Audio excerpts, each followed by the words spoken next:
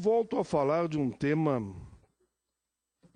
de interesse nacional, mas mais precisamente interesse do Rio Grande do Sul, que é o processo todo que realizamos aqui, da renegociação das dívidas dos estados, mudando principalmente o indexador. Muita correspondência em meu gabinete para que se explicasse um pouco mais o que significa, para onde vamos e o que precisaríamos fazer para melhorar a situação do nosso Estado. Mas antes ainda, eu vou ler amanhã, aqui no plenário, uma decisão que fui informado agora de manhã, da executiva do Partido dos Trabalhadores do Rio Grande do Sul, com 3 linhas. Primeiro, que a decisão, com a participação dos movimentos sociais lá, é que nós não devemos abrir mão do direito dos trabalhadores, dos idosos, aposentados e pensionistas. Claro que estamos se referindo aí às 2 MP. Por isso que eu apresentei em torno de 50 emendas para fazer o bom debate, mudar aquilo que sejam imperfeições, que esteja inadequada na realidade brasileira. Claro, eu sei que será unânime aqui aquela questão de uma jovem de 19 e 20 anos casar com um cidadão de 90 anos e a Previdência pagar a conta. Isso são casos raros, claro, mas nós temos que colocar instrumentos que proíba que isso aconteça. A Previdência é nossa. Mas essa história de diminuir a pensão de 100 para 50, com certeza não terá o nosso endosso. Querer diminuir falcatrua nesta área, mesmo no seguro-desemprego, somos favoráveis. Agora, mudar de 6 meses para 18 é inaceitável.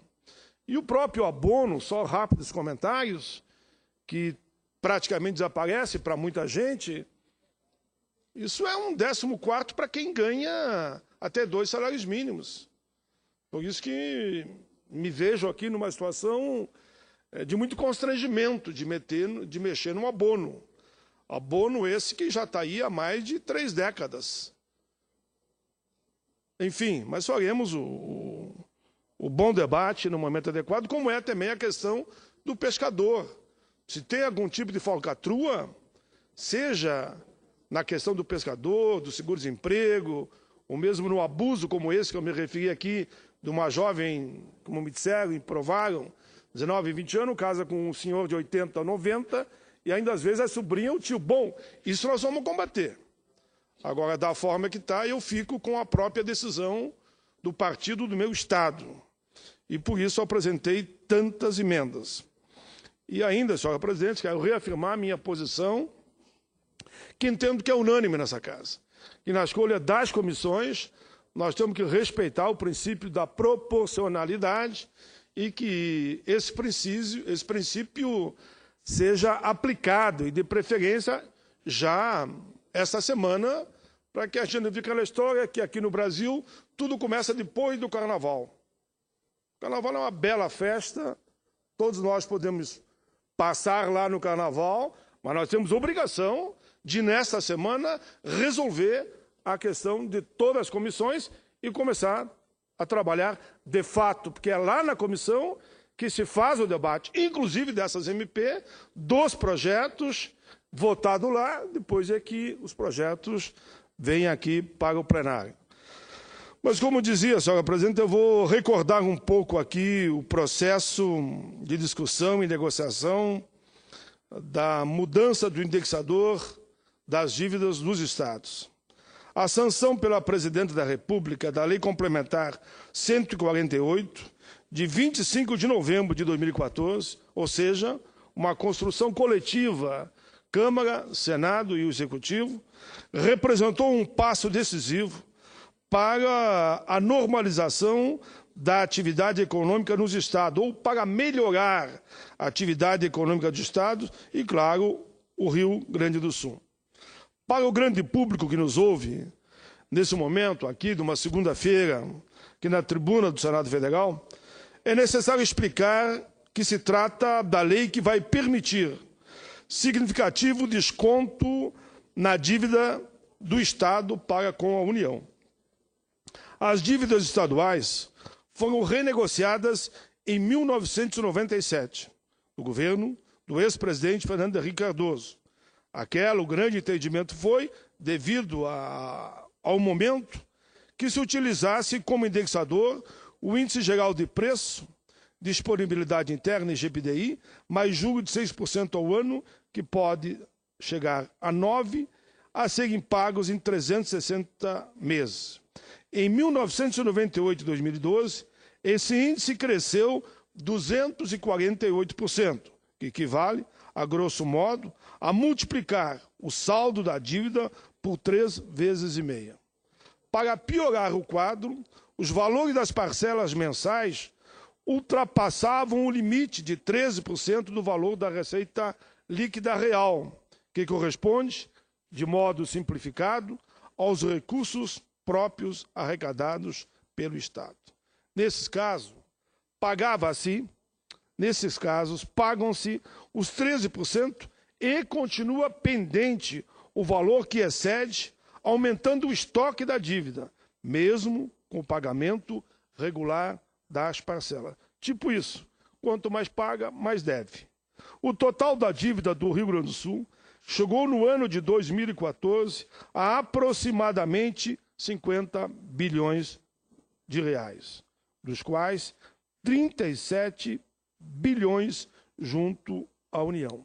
A projeção é de que até o final de 30 anos, 2027, o Estado estaria ainda devendo aproximadamente 40 bilhões de reais. Essa situação provocava uma grande redução na capacidade de investimento do Estado, com reflexo negativo no serviço prestado ao público, já encontrados sucateados mediante a situação do Estado.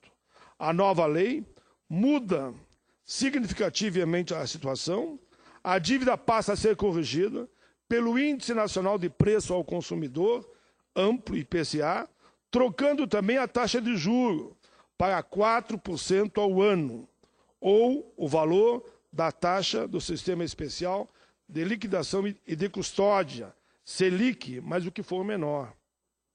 Isso significa um desconto para o caso do Rio Grande do Sul de aproximadamente 15 bilhões na dívida do Estado, dando um fôlego de mais ou menos 3 bilhões já a partir do ano.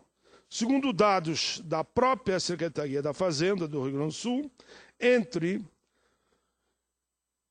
1998 e 2012, o IPCA cresceu 151%, contra 248%, relembrando o IGPDI.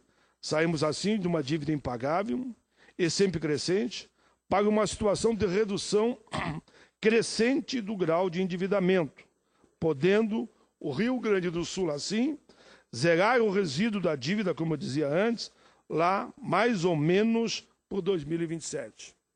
Além disso, a regularização da gestão da dívida vai permitir a retomada de operação de crédito paralisadas entre 2002 e 2010, mas que são essenciais para a ampliação de investimentos em infraestrutura.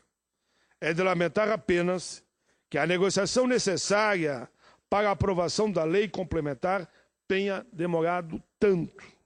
O Rio Grande do Sul teve comportamento exemplar no processo, porque, acompanhado de outros estados, discutimos com todos os setores na Câmara e no Senado, fizemos um trabalho integrado, eu diria, entre oposição e situação.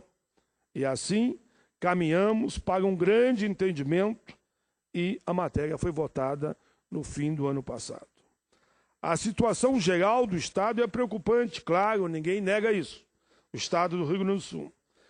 Em função da própria demora em se perceber que as dívidas estavam se autoalimentando, atingindo o patamar de insolvência por parte significativa, principalmente de inúmeras unidades da Federação. Dados sobre o Produto Interno Bruto do Rio Grande do Sul, até o terceiro trimestre de 2014, divulgados pela Fundação de Economia e Estatística do Estado, mostraram o início de uma recuperação econômica, que ainda não foi capaz de reverter o resultado de um ano que não foi bom. O Estado é hoje o quarto maior exportador do país. Apesar de não repetir o desempenho do ano de 2013, marcado pela super safra de soja e a entrega de plataformas de petróleo por empresas gaúchas, lá na nossa região sul, mais dito polo de Rio Grande. Malgrado responder por 8,46% das exportações nacionais, o resultado dos 10 primeiros meses de 2014, 16,2 bilhões de dólares, é quase 24% inferior ainda ao do mesmo período do ano passado. O agronegócio no Estado apresenta um bom potencial de crescimento em função de mudanças na conjuntura internacional, como o crescimento de demandas vindo de parceiros antissecundários como Paraguai, Rússia, Vietnã e Venezuela. A retomada de vendas de carne para a Rússia também é promissora, passando o Brasil a substituir exportações do EUA e da União Europeia, suspensa pela crise com a Ucrânia.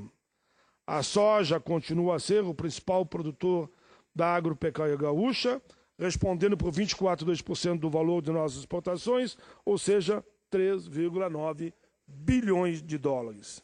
A indústria de transformação recuou, 27,7% em valor, uma queda de 4,5 bilhões de dólares no acumulado do ano. O Produto Interno Bruto Gaúcho, no terceiro trimestre, apresentou uma queda de 0,3%, comparado ao mesmo trimestre, como dizia antes, do ano anterior, provocando também uma queda de impostos na ordem de 1,3%. Apesar disso, senadora Ana Amélia, Vossa Excelência, que seguido fala desses temas, o acumulado do ano conta igual ao período de 2013, cresceu 0,1%, chegando a 1,1% de crescimento nos últimos 4 trimestres. Mas, infelizmente, a dependência das finanças do Estado em relação ao agronegócio pode levar a problema na área social e ambiental, na medida em que existe uma necessidade de uma maior incorporação de participação ativamente do uso da terra. Isso potencializa conflitos fundiários, além de alguns efeitos perversos em relação à diminuição da biodiversidade e da cobertura vegetal e ao aumento do uso de defensivos agrícolas. A soja acaba competindo também com outras monoculturas gaúchas, pressionando as terras ocupadas por agricultores familiares, povos indígenas e outros grupos tradicionais. O número de conflitos no campo, no Rio Grande do Sul, por exemplo, teve um crescimento médio anual de 7,64% entre os anos de 90 e 2013, segundo pesquisa conduzida por economistas da FEI. Por outro lado, devolver ao governo um mínimo de capacidade de condução de sua economia será bastante benéfico. Falamos aqui governo do Rio Grande do Sul. Sabemos, por exemplo, o benefício que as obras do programa de aceleração do crescimento trouxeram para o Rio Grande do Sul, resultante de uma parceria entre o Estado e o governo federal. O professor de Economia da Universidade Federal do Rio Grande do Sul, Henrique Marrone, divulgou análise em que mostra que os contratos da administração pública feitos no âmbito do programa, por exemplo, geraram 11 mil empregos nos canteiros de obras e outros 99 mil vinculados indiretamente a elas. No âmbito da iniciativa privada, por sua vez, o PAC estimulou a criação de 121 mil novos postos de trabalho diretos e 178 mil indiretos. O próprio resultado fiscal foi impactado favoravelmente. Foram recolhidos 861 milhões em impostos diretos e mais 3,8 bilhões indiretamente, considerando apenas os recursos da administração pública. No caso dos investimentos privados vinculados ao programa, foram gerados 7 bilhões em impostos de forma direta e outros 20 bilhões indiretamente.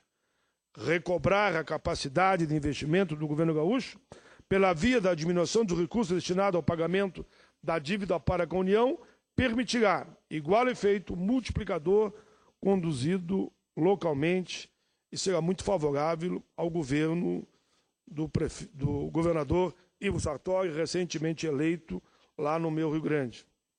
Uma importante publicação lançada há pouco tempo pela FEE, aliás, nos dá as pistas principais para a expectativa do desenvolvimento gaúcho. Trata-se da matriz insumo, produto do Rio Grande do Sul, divulgada no segundo semestre do ano passado. Por meio dela, descobrimos que o aumento na demanda de R$ 1 milhão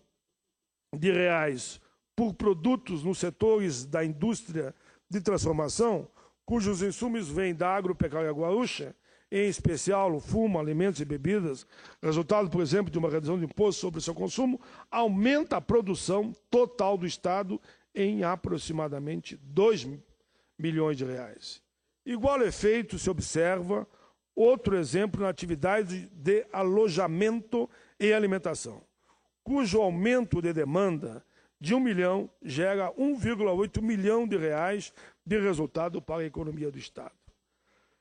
Na situação anterior, propostas de desoneração como essas que citei chegavam a ser ofensivas para o Rio Grande, pronunciando apertos ainda maiores e degradação do quadro fiscal do Estado.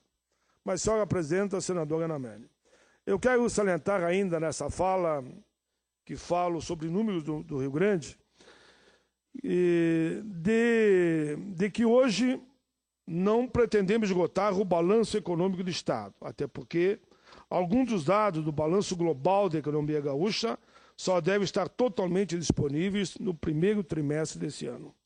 Nesse momento, considero importante recordar essa valorosa conquista de que foi a renegociação dos indexadores da dívida dos estados e municípios, no qual a bancada gaúcha trabalhou unida, todos os deputados federais e todos os senadores. Isso vai permitir aos entes federados, senador Capiberibe, recobrar sua capacidade de conduzir suas economias com menor dependência da União. Infelizmente, um dos principais articuladores dessa mudança, o governador Tarso Genro, naturalmente, na minha visão, não estará mais frente ao Estado do Rio Grande do Sul. Mas eu, como democrata que sou, e Vossa Excelência participou ativamente da campanha, o governador eleito se chama Ivo Sartori, e vamos torcer para que ele conduza o Estado sempre nessa linha da construção do bem comum, como foi toda a campanha eleitoral, ambos os candidatos apontavam nesse sentido. A reforma tributária, senhora presidente, deve ser discutida e encaminhada o mais brevemente possível, como forma de eliminar os efeitos deletérios da guerra fiscal que tanto prejudica a federação e também a guerra fiscal prejudica os estados. É necessário enfrentarmos a questão do imposto sobre circulação de mercadoria e serviço, ICMS, fonte de renda fundamental para os estados. Temos de definir se estamos ou não a favor da anistia para os benefícios concedidos à revelia do Conselho Nacional da Política Facendária CONFAS e outras questões fundamentais, como a proposta de reduzir as alíquotas do ICMS para operações interestaduais e de criação dos fundos de desenvolvimento e de compensação, que podem anular eventuais perdas com a diminuição da arrecadação desse imposto, fazendo cessar a competição entre os estados. Devemos aproveitar o espaço fiscal resultante dessas primeiras medidas para alavancar a economia do Rio Grande e equacionar com coragem as questões candentes, como o reequilíbrio da Previdência do Estado, a questão do servidor público estadual, o ativo e aposentado, e como também avançarmos na aplicação do piso para os professores da rede pública gaúcha. Falo isso com toda a tranquilidade, que sempre dessa tribuna, a pedido do CEPERGS, Cobrei do governo anterior o cumprimento do piso. Piso esse votado por nós, sancionado pelo presidente Lula e que até hoje o Rio Grande do Sul não aplica. Continuarei cobrando para que os professores do Rio Grande do Sul tenham direito, pelo menos, ao piso nacional que é assegurado à categoria.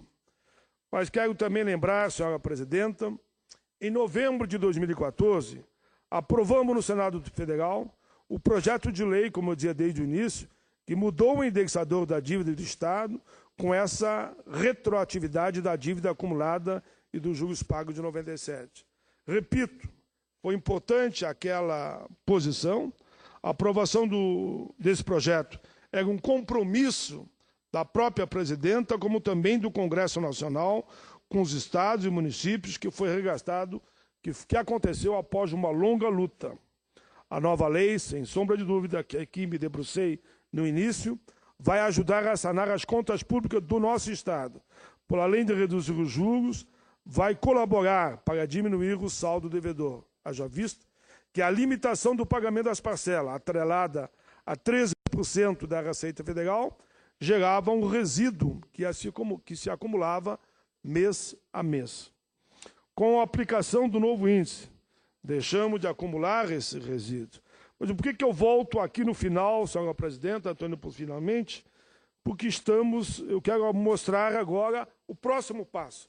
Tanto o governador Sartori, hoje governador, como o ex-governador Tarso Genro, sempre falavam, enfim, que a economia seria de 15 a 16 bilhões, mas que a luta não estava afindada.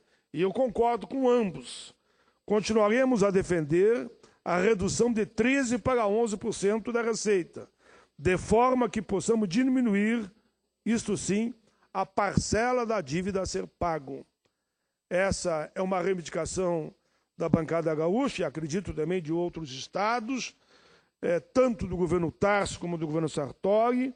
Tal medida, diminuindo o valor da prestação, é que vai, de forma imperiosa, dar mais fôlego aos investimentos tão necessários ao povo gaúcho. Faço minha, para concluir, senhora presidenta, as palavras do conselheiro Frei Sérgio Gorgem, membro do chamado Conselhão, que acompanhou no Estado desde 2011 e falou ele sobre a questão da repactuação da dívida. Que esse espaço fiscal sirva para mais justiça social, para mais inclusão social, para mais educação, para mais saúde e para mais felicidade humana para todos. Senhora presidenta, fiz aqui um rápido retrospectiva dessa caminhada. Faço mais uma vez questão de destacar que foi fundamental a participação de todos os deputados federais da bancada gaúcha, no nosso caso, como acredito também de outros estados, como também dos 3 senadores. O senador Simon, que não se encontra mais aqui no Senado, mas continua ativamente lá fora, o senador Ana Amélia e este senador. Enfim, fiquei, acho que, no tempo recomendável, pelo menos, e concluí o meu pronunciamento. E, mais uma vez, quero dizer, as duas MP, senador Capiberibe, da forma que estão, nesse plenário, não